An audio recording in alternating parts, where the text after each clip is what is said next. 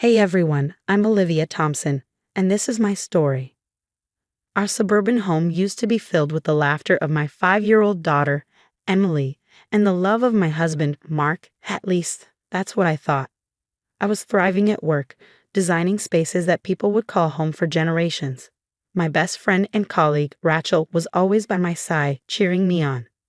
Liv, you're going to knock their socks off with this design, Rachel said as she reviewed my latest blueprints. I smiled, feeling on top of the world. Thanks, Ra. I just hope Mark's mom doesn't find something to criticize about it. Rachel rolled her eyes. Barbara, she'd find fault with the Sistine Chapel if you designed it. We laughed, but deep down, her constant disapproval weighed on me. Just last Sunday at dinner, Barbara was at it again. Mark, darling, don't you think Emily's clothes are a bit common? I saw the cutest boutique outfits that would be much more suitable. I bit my tongue, but Mark just shrugged. Mom, Olivia knows what she's doing. Not exactly the support I hoped for, but I let it slide. That night, as I tucked Emily into bed, she looked up at me with her innocent eyes. Mommy, will you build me a castle someday? She asked. Of course, princess. The biggest, most beautiful castle you can imagine. Little did I know, our world was about to come crashing down. In the middle of the night, I woke up to the acrid smell of smoke. Panic surged through me as I realized our house was on fire. Mark. Emily. I screamed, stumbling out of bed. The hallway was filled with thick, black smoke. I heard Emily crying from her room. Mommy, I'm scared. I didn't hesitate. I ran towards her voice, the heat burning my skin. When I reached her, she was huddled in the corner, clutching her favorite teddy bear. It's okay, baby. Mommy's here. I scooped her up, shielding her with my body as we made our way back to the hallway. Suddenly, there was a deafening crack. I looked up just in time to see a beam falling from the ceiling. In that split second, I made a choice. I turned, covering Emily completely as the beam came crashing down. White-hot pain exploded across my back and head. The last thing I remember was the wail of sirens and Emily's terrified cries before everything went dark. I didn't know it then, but that moment of sacrifice would change everything. My life as I knew it was over, and a new, harder journey was just beginning. When I woke up, the first thing I noticed was the silence. Then came the pain, a dull throb across my face and eyes.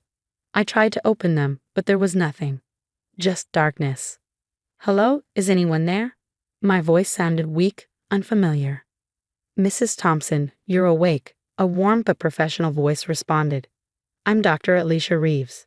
How are you feeling? I can't see. Why can't I see? There was a pause, heavy with unspoken words.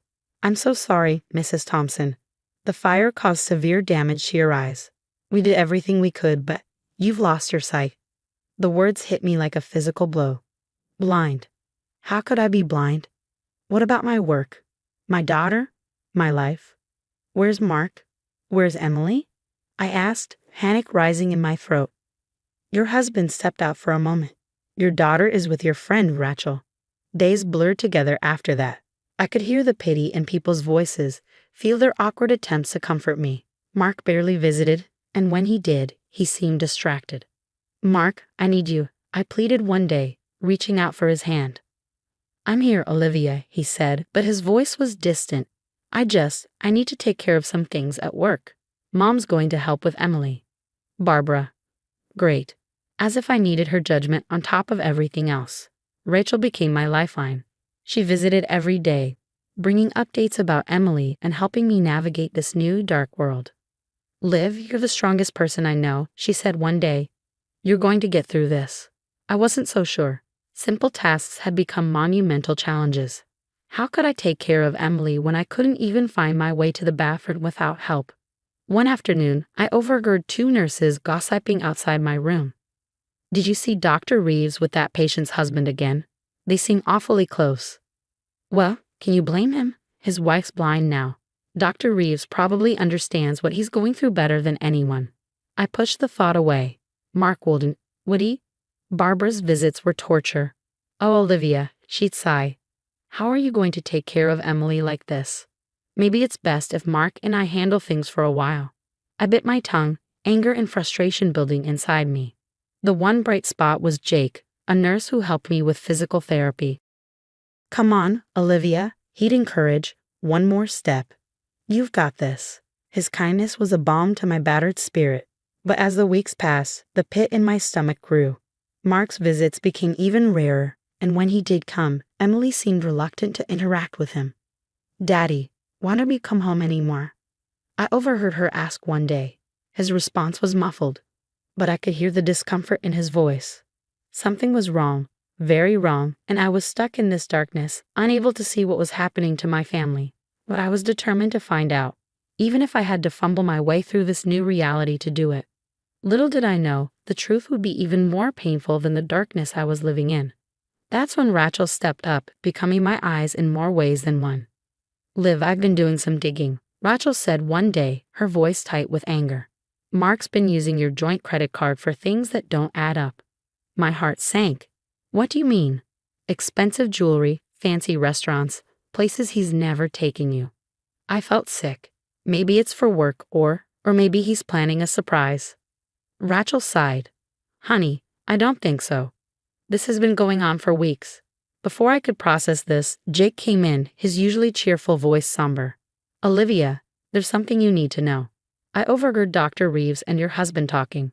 They're having an affair." The world seemed to tilt on its axis. I couldn't breathe, couldn't think, but beneath the pain, anger started to burn. When Mark finally showed up, I was ready. "Is it true?" I asked, my voice steadier than I felt. "Are you having an affair with Dr. Reeves?" There was a long pause. Then, to my shock, he laughed.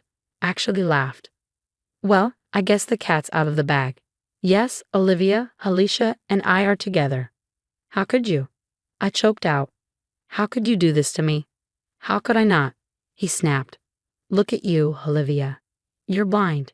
You can't take care of yourself, let alone Emily. Alicia understands me. She's not a burden." His words cut deeper than any knife. "A burden? Is that where I am to you now?" "Let's be realistic," he said coldly.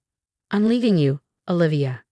I'm filing for divorce and full custody of Emily. You can't raise a child like this. You can't take my daughter." I screamed. "Mom agrees with me," Mark continued. "A blind woman can't be a proper mother. It's for the best." I lunged at him, my fists connecting with empty air. "Get out!" I yelled. "Get out, you coward." After you left, I broke down. How could this be happening? How could I lose everything, my sight, my husband, and now, potentially, my daughter? But as I sat there in the darkness, something inside me hardened. No, I wouldn't let them win. I wouldn't let them take everything from me. With shaking hands, I picked up my phone. "Siri, call Lisa Anderson." Lisa, my old college friend turned hotshot lawyer, picked up on the third ring.